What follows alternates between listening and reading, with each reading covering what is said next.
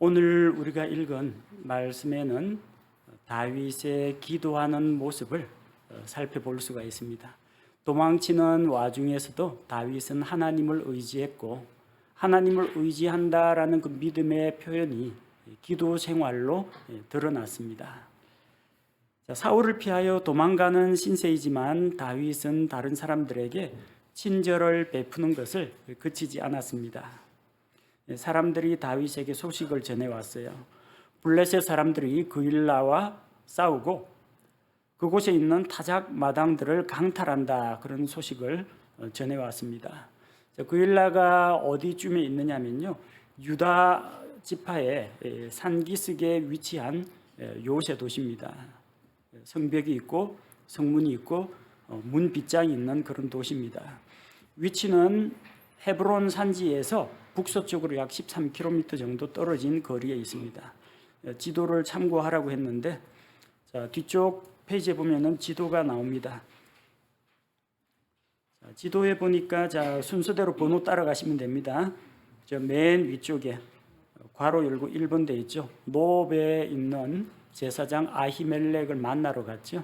요나단과 헤어지고 나서 노브로 가서 제사장을 만나서 빵도 얻고 골리앗이 칼도 얻었습니다. 그 다음 어디로 갈까 하다가 가드왕 아기스에게 피해서 그의 곁에 머물면 사울이 나를 찾지 못할 것이다. 가드로 갔죠. 2번 화살표 따라 가드로 갔습니다. 그 다음에 어디로 갔느냐 하면, 거기서 아무래도 가드왕 아기스의 신하들이 자기를 견제하고 잡아 죽일 것 같으니까 미치광이 행세를 하면서 간신히 탈출했습니다. 그래서 아둘람 동굴로 피하여 숨었습니다. 오른쪽 위에 아둘람 나오죠. 3번. 그 다음은 어디로 갔느냐, 계속해서 쫓기고 도망하는 신세인데 자기 부모님, 나이 드신 부모님 혹시 사울에게 인질로 잡힐 수도 있고, 급히 도망가는데 노인분을 모시고 다니기 힘들죠. 그래서 주께서 나를 위하여 어떤 일을 계획하고 계신지 내가 알 때까지 내 부모님을 부탁합니다 하고, 화살표 따라서 저 사해 건너편에 4번 모압 왕에게 부모님을 위탁합니다.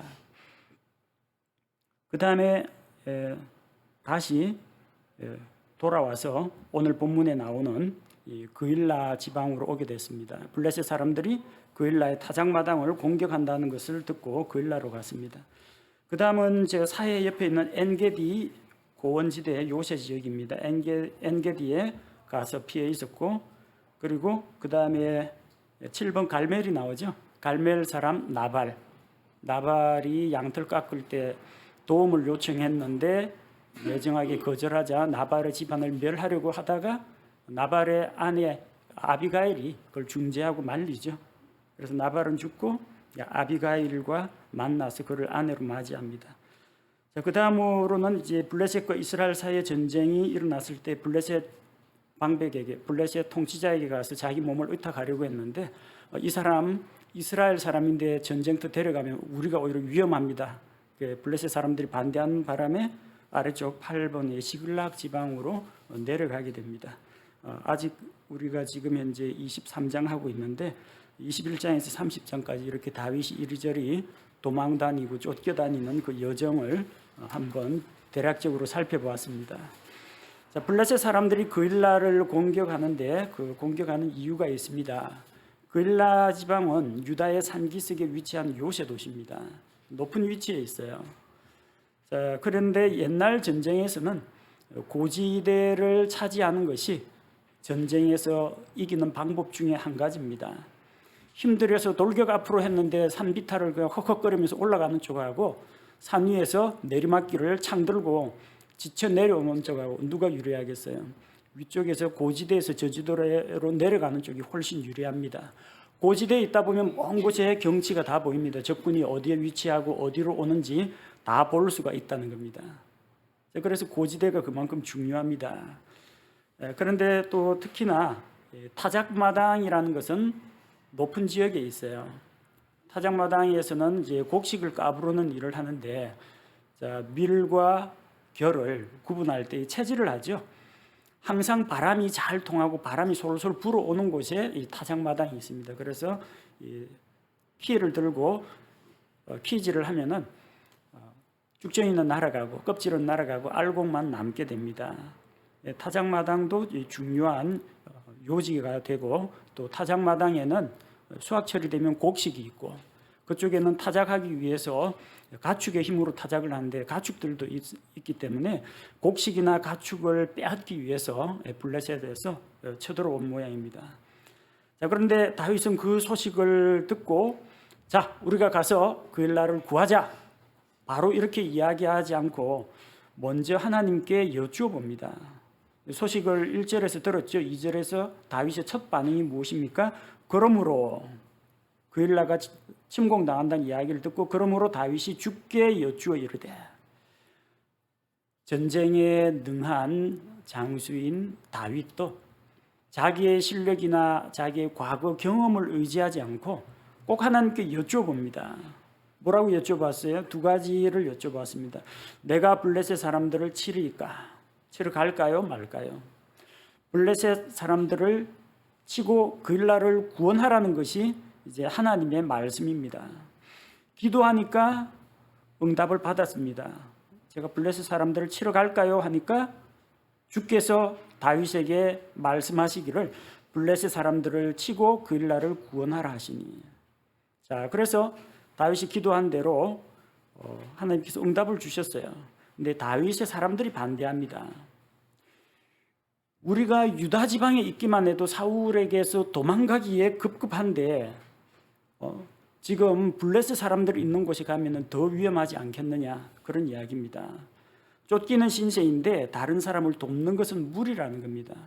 블레셋 사람들과 싸우는데 다윗과 함께한 사람들이 약 400명가량입니다. 정규군도 아니에요. 불만이 있는 자, 억울한 일을 당한 자, 이런 사람들이 다윗에게로 모여들었습니다. 근데 이 사람들 가지고 블레셋과 싸울 수 있겠느냐는 겁니다. 또 블레셋과 싸워서 이긴다 하더라도 그일라가 침공을 당하는데 다윗이 400명을 이끌고 블레셋을 물리쳤다 하면은 그 소문이 사울 귀에 들어간다는 겁니다. 사울이 다윗의 위치를 알아내겠죠. 그러면 또 그일라로 쳐들어올 것이고 괜히 또 그일라 사람들에게 민폐가 됩니다. 다윗 잡아라 하면서 그일라 성을 공격하면은 그일라 사람들까지 피해를 입을 수가 있다는 겁니다. 다시 여쭤봅니다. 4절 말씀해 보니까 그때 다윗이 주께 여전히 다시 여쭈니, 또 여쭤봅니다. 주변 사람들 의견은 이렇습니다. 근데 하나님께 다시 제가 블레셋 사람들을 치러 갈까요? 여쭤보니까 주께서 다시 응답을 주십니다. 아까는 하나님께서 뭐라고 응답하셨어요? 가서 싸우라. 블레셋 사람들을 치고 그일라를 구원하라. 명령을 주셨어요. 이번에는 일어나 그일라로 내려가라. 명령이죠.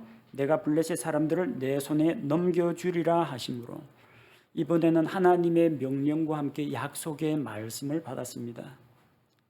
첫 번째 기도했을 때는 블레셋 사람들을 치고 그일라를 구원하라. 하지만 너희도 꽤 많이 다칠 수도 있다.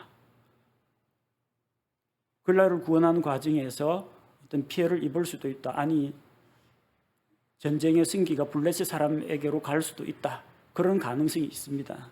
그러나 이번에는 확실합니다. 하나님께서 가라라는 명령과 함께 뭘 주셨어요?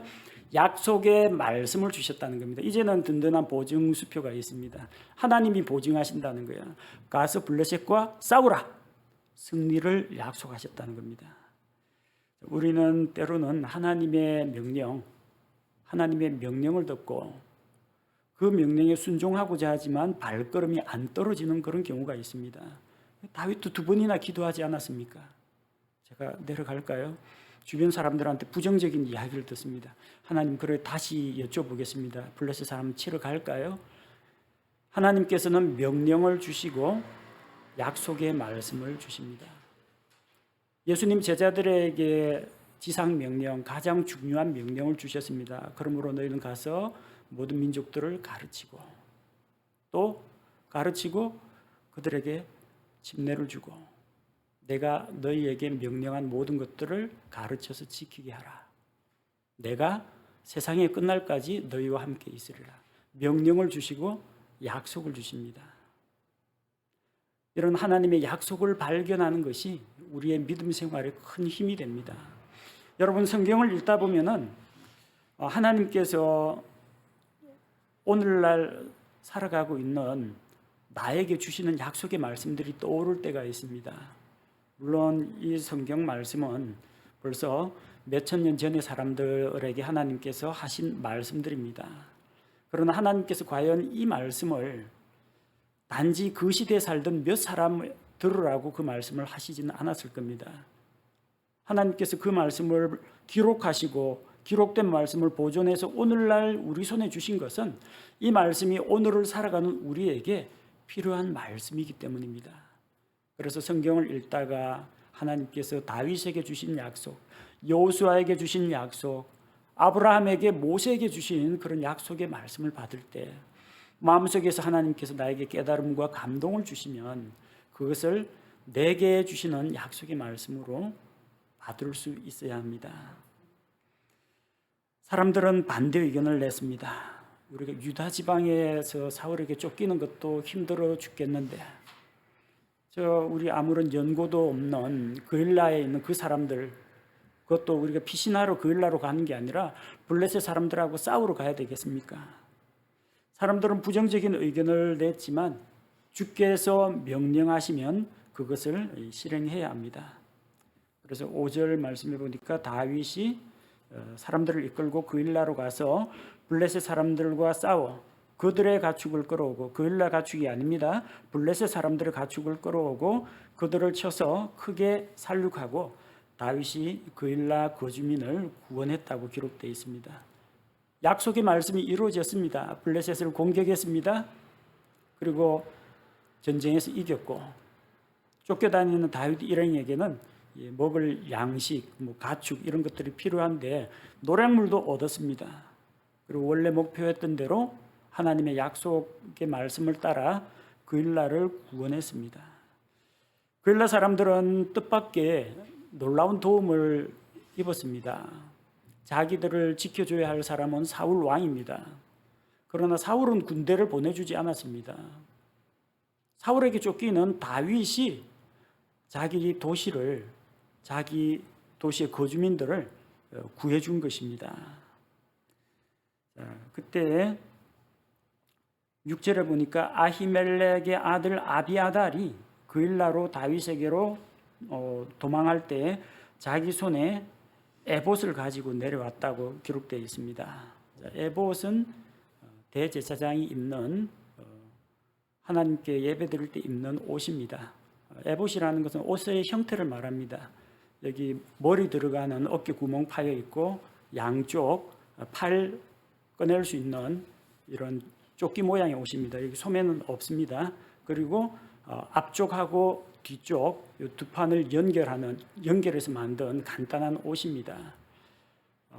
대제사장도 에봇을 입는데 대제사장이 입는 옷은 금색실, 청색실, 자주색, 주홍색 그리고 흰 아마실을 섞어서 짠 아주 화려한 옷입니다. 일반 제사장도 에봇을 입습니다. 우리 지난 시간에 에돔 사람 도액이 노베 가서 에봇을 입은 제사장 85명, 85명을 죽였다고 했죠. 그 85명의 제사장도 에봇을 입었습니다. 그런데 대제사장처럼 5가지 색깔로 된 화려한 옷은 아니고 그냥 흰 아마로 만든 그런 에봇을 입었습니다. 근데 이 아비아달은 어떤 사람이냐면요, 자기 아버지 아히멜렉이 대제사장입니다. 누가복음에는 아비아달 제사장 때라고 했는데 제 아버지와 같이 협동 사역을 하고 있었습니다. 아히멜렉이 나이가 많았기 때문에 아들에게 대제사장직을 물려주기 위해서. 근데 아버지가 사울의 명령에 의해서 에돔 사람 도액에게 죽임을 당했습니다. 다음 제사장은 누구냐면 이 아비아달입니다.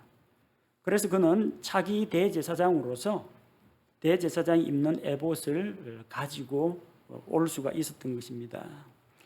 왜 에봇을 가지고 왔느냐면 대제사장이기 때문에 이 대제사장이 오시기 때문에 아비아달이 가지고 있는 것이 맞습니다. 하나님 앞에 나아갈 때 이 에봇을 입고 섬겨야 하기 때문입니다. 다른 성소의 기물들은 함부로 가지고 나오기가 힘들어요. 언약궤라든지 번제단이라든지 빵을 진열하는 상이라든지 분향단이라든지 이런 것들은 여러 사람이 같이 힘을 합쳐가지고 어깨에 메고 다니는 겁니다. 그런데 에봇은 걸치는 조끼 모양의 옷이기 때문에 얼마든지 휴대가 간편하기 때문에 가지고 올 수가 있습니다. 또 특히 이 에봇에는 뭐가 있느냐면은 앞쪽에 가슴에 어깨끈하고 연결되어 있는 판결 흉패가 있습니다. 이스라엘 자손들의 12지파를 상징하는 12보석으로 장식되어 있고요. 그 겹주머니로 되어 있는데 그 안에 우림과 둠밈을 넣어둡니다. 정확하게 어떤 보석인지 돌인지 그건 알 수가 없지만 우림과 둠밈을 넣어가지고 그걸 가지고 제비뽑기 형식으로 어떤 돌을 꺼내가 주의 뜻이 무엇인지 가부를 알아볼 때 주님의 뜻을 여쭈어볼 때 이 에봇을 사용합니다. 그래서 이 대제사장이 에봇을 가지고 왔고 그가 다윗에게 몸을 의탁한 그런 상태입니다. 근데 그 에봇을 가지고 이제 하나님 앞에 또 여쭈어 볼 그런 기회가 생깁니다. 이어지는 7절에 보니까 다윗이 그일라에 온 것을 어떤 이가 사울에게 일러 바쳤습니다. 꼭 이런 사람이 있습니다. 다윗을 뭐 좋아하지도 않고 그렇다고 뭐 자기 손으로 철천지 원수처럼 미워하지도 않는데 말을 흘리고 소문을 내는 사람들이 있습니다.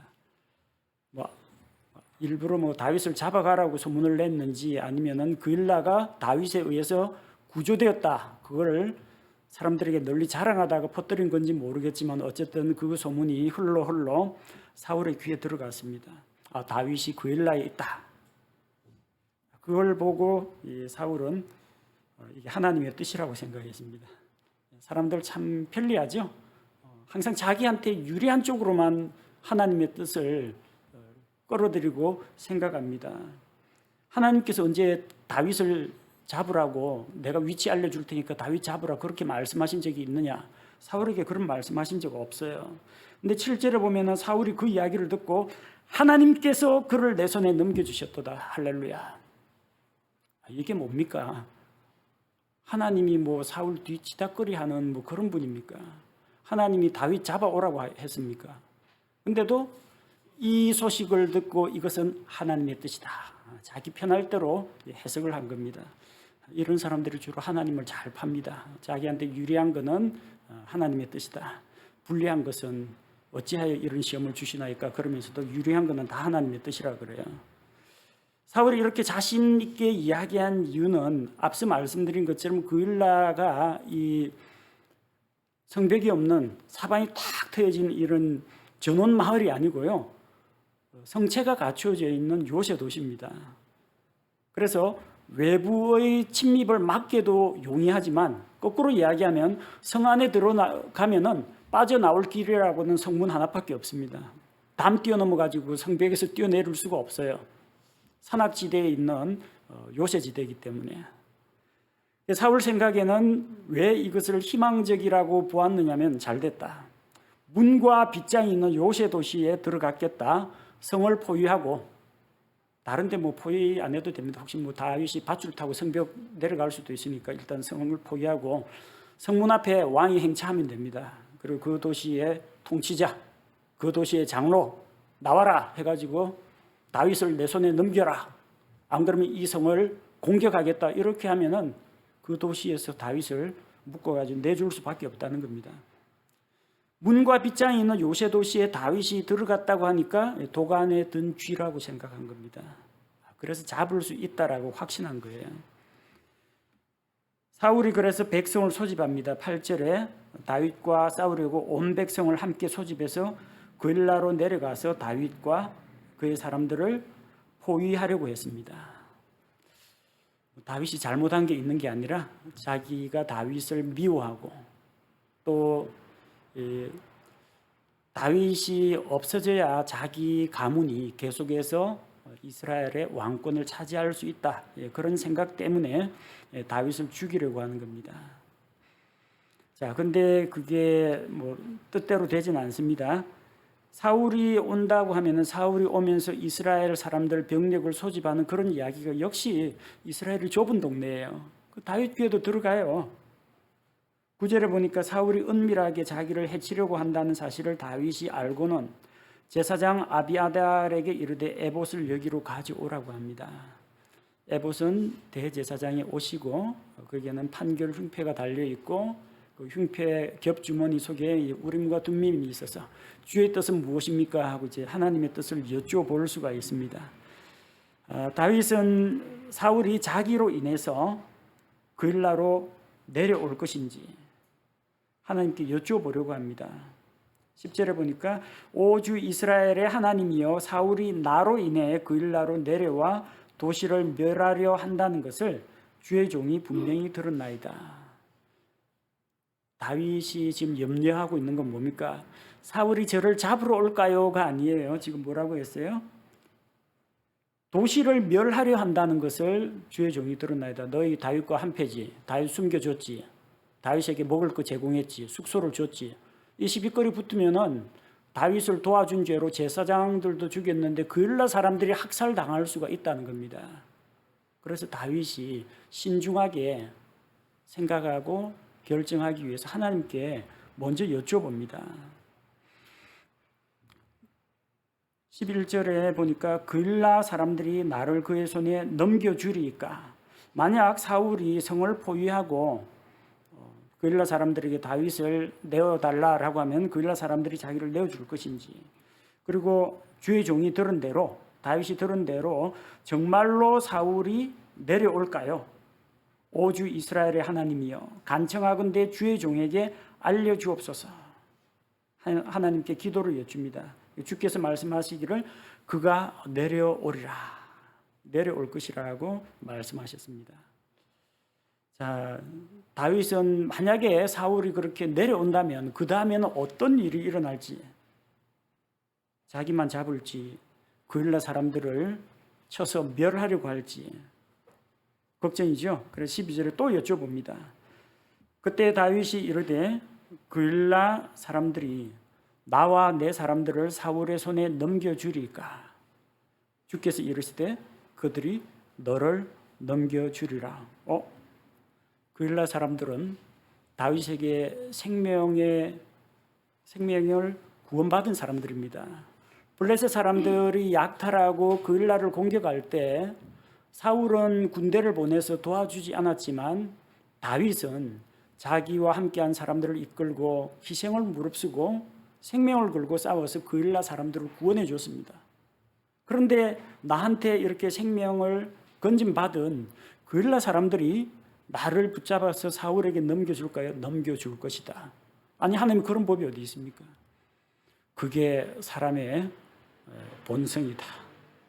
타락한 아담의 본성이 그렇습니다. 여러분, 사람을 불신하라는 이야기는 아닌데 사람을 너무 믿고 의지하지 마십시오. 내가 이 사람들에게 지금까지 어떻게 대했는데 설마 이 사람들이 나한테 이렇게 배신을 하겠습니까? 부모님들 정말 죄송한 이야기입니다만 내가 너를 어떻게 키웠는데, 근데 어떻게 키웠는데 그 키운 공로대로 아들, 딸들이 말 잘 들어주면 얼마나 좋겠어요. 잘 안 되죠. 그게 사람의 본성입니다. 그래서 이제 회초리가 필요하고 교육이 필요한 겁니다. 인간관계에서도 마찬가지입니다. 내가 이렇게 했으니까 저 사람은 이렇게 나올 거야. 내 뜻대로 된다면 얼마나 좋겠습니까? 근데 우리는 그 앞날을 예측하지 못합니다. 하나님이 뜻밖의 응답을 하십니다. 너는 그일라 사람들을 블레셋의 손에서 구원했지만 블레셋 사람들은 사울이 무서워서 자기들도 살아야 하니까 그일라 사람 미워하지 마라. 안 그러면 사울이 다 죽인대. 여기 그일라 사람들을 죽인대. 다윗 안 내놓으면. 그들은 자기 목숨이 아까워서 너를 사울의 손에 넘겨줄 것이라고 하나님께서 말씀하신 겁니다. 자, 참 난처한 상황이 되어버렸습니다. 안전한 성체 도시에 좀 머물고 갈 데도 없지 않습니까? 400명 되는 사람들에다가 그들의 가족까지 거느리고 가려면은 또 뭐 동굴로 들어가든지 광야, 양식도 없는 광야를 헤매야 되는데 여기서 그일라를 구원하고 여기서 조금 대접받고 양식 좀 얻어가지고 다시 여행길을 떠나면 좋을 텐데 이제 또다시 쫓기는 몸이 되었습니다. 다윗은 하나님의 말씀을 듣고 13절에 두말 없이 떠납니다. 13절에 이에 다윗과 그의 사람 600명가량이 일어나 그일라를 떠나서 갈 수 있는 곳이면 어디든지 갔더니, 다윗이 그일라를 떠나 피한 것을 어떤 이가 사울에게 고함해 그가 가기를 그치니라. 다윗은 그냥 사울을 피해서 자기가 그냥 도망가는 게 낫다고 생각했습니다. 버틸 수도 있어요. 그일라 사람들을 설득해가지고 우리 요새 도시니까 농성전 한번 합시다 해가지고 성벽을 이점으로 해가지고 그일라 사람들하고 같이 싸우자 할 수도 있습니다. 그런데 그일라 사람들에게 폐를 끼치지 않기 위해서 자기가 그냥 떠났습니다. 솔직히 다윗과 그와 함께한 그런 사람들이 싸워가지고 사울과 싸워서 이길 수도 있습니다. 그런데 다윗은 싸우지 않고 자기가 양보하고 자기가 떠나는 쪽을 선택했다는 겁니다. 자기가 떠나지 않으면 어떻게 됩니까? 사울과 일전을 벌여야 됩니다. 사울과 일전을 벌여서 이기느냐 지느냐는 별개의 문제로 하고 자기가 거느리고 있는 사람과 그 가족이 다칩니다. 그리고 정말 블레셋 사람들의 손에 건져낸 이 그일라가 사울의 진노를 사가지고 사울의 군대에 의해서 그일라가 불타버릴 수도 있습니다. 그래서 다윗은 떠났습니다. 두 번이나 은혜를 베풀었네요. 한 번은 블레셋 사람들의 손에서 그들을 구원했고 한 번은 자기가 그일라에 붙어 있지 않고 떠나버림으로써 그일라 사람들이 사울에게 공격당하지 않도록 다윗은 은혜를 베풀었습니다. 자, 다윗이 그일라를 떠났다는 것을 알고는 사울이 내려가지 않았습니다. 이상하네요.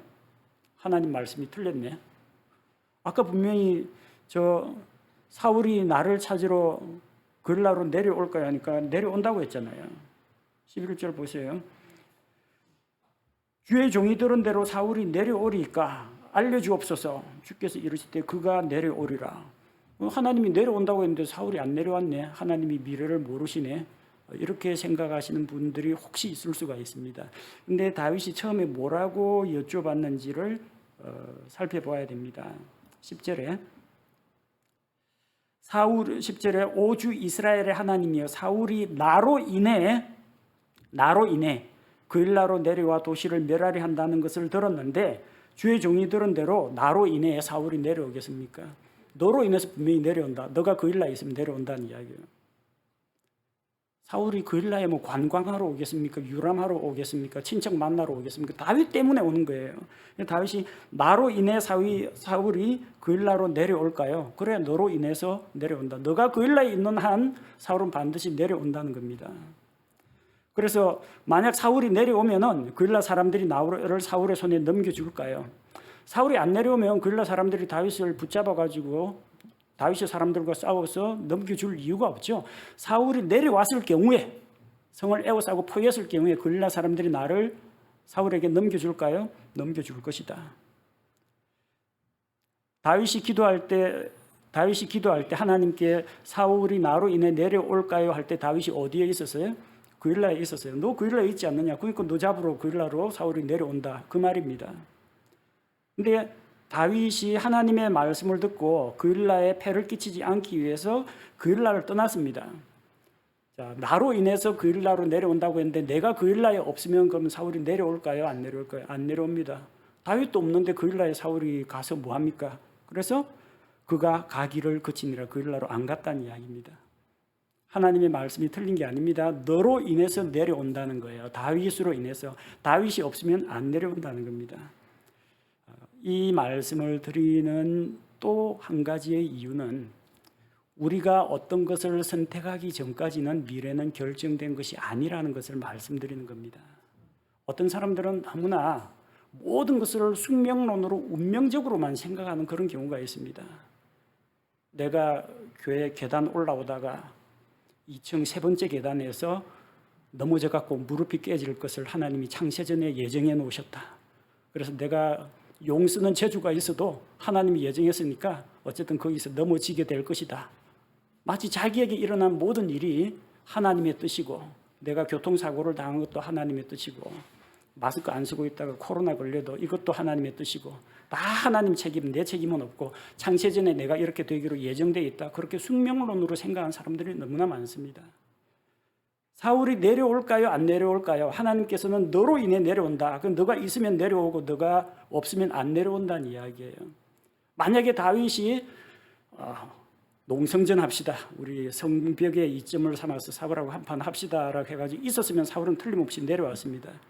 다윗의 선택이 그일라에 머물러 있으면 사울은 내려옵니다. 그일라에 머물러 있지 않고 다른 데로 도망가면 사울은 그일라에 볼 일이 없으니까 안 내려온다는 겁니다. 물론 하나님은 다윗이 그일라에 머물러 있을지 그일라를 떠나서 다른 데로 어디든 갈 수 있는 데로 도망갈 것인지 미래를 모두 알고 있습니다. 그러나 그건 하나님의 입장에서 그런 것이지 현재를 살아가고 있는, 미래는 아직 오지 않았습니다. 현재를 살아가고 있는 우리가 선택을 어떻게 하느냐에 따라서 우리의 미래가 얼마든지 바뀔 수가 있다는 겁니다. 그래서 하나님께서 선택의 기회를 주시죠. 내가 오늘날 생명과 사망을, 복과 저주를 너희 앞에 두었나니 선택해라. 천국과 지옥, 구원과 멸망, 하나님이 우리에게 선택의 기회를 주십니다. 너는 창세전에 지옥 가기로 예정됐고 너는 예수님 안 믿으려고 하더라도 다리 몽둥이를 때려 부수어서라도 내가 교회 나오게 만들 것이다. 이렇게 숙명론적으로 정해진 것이 아니라 하나님이 선택의 기회를 주십니다. 그리고 그 선택에 대한 책임은 우리 각자가 지게 하십니다. 내가 만일 예수 그리스도를 믿고 내 입으로 그분을 구원자로 시인하면 구원을 받을 것이다. 그가 그렇게 하면 구원받아요. 죽을 때까지 그렇게 안 하면 구원 못 받아요. 그럼 우리의 선택에 달린 것입니다. 다가오지 않은 미래가 불확실한 미래가 두렵습니까? 미래는 아직까지 하나님께서는 우리의 먼 미래까지도 알고 계시겠지만 현재를 살아가는 우리에게 있어서는 내가 오늘, 내가 이 순간 어떠한 결심과 어떠한 헌신과 순종과 불순종에서 어떤 결정을 내리느냐에 따라서 내 미래는 바뀔 수도 있습니다. 내 선택에 따라서 사울이 내려올 수도 있고 안 내려올 수도 있어요. 내 선택에 따라서 상을 받을 수도 있고 벌을 받을 수도 있습니다. 우리 인생 운명에 매여 사는 삶이 아니라 하나님 앞에서 바른 분별력을 가지고 매 순간 선택하고 판단하고 결단함으로써 우리 하루하루를, 그리고 우리 한 주간 한 주간을, 한 달 한 달을, 1년 2년을 이렇게 하나님 앞에서 쌓아간다는 것을 꼭 기억하시기 바랍니다. 오늘 우리 말씀을 통해서 몇 가지 생각해 보고자 합니다. 오늘 본문 말씀에서는 기도하는 다윗을 볼 수가 있습니다. 우리도 쫓기는 신세인데 그일라 사람 도와주러 블레셋 치러 갈까요 말까요? 사람들 의견 들으니까 약간 좀 마음이 어둡고 낙심이 됩니다. 하나님께 또 기도합니다. 하나님께 기도로 묻고 하나님의 약속의 말씀을 받고 그 다음에는 순종으로 나아가는 겁니다. 자기가 그일라에 머물러 있어야 될지 여기서 도망쳐야 될지 미래를 알지 못합니다. 사울이 어떻게 나올까요? 너로 인해서 내려올 것이다. 제가 없으면 그럼 안 내려오지. 그래서 하나님께 묻고 하나님의 뜻을 구하는 그런 다윗의 모습. 우리 일상생활 가운데서 기도를 많이 합니다. 아침에 일어나서도 기도하고요. 식사 때 감사 기도도 하고 자기 전에 하루 일과 마무리하면서도 기도합니다.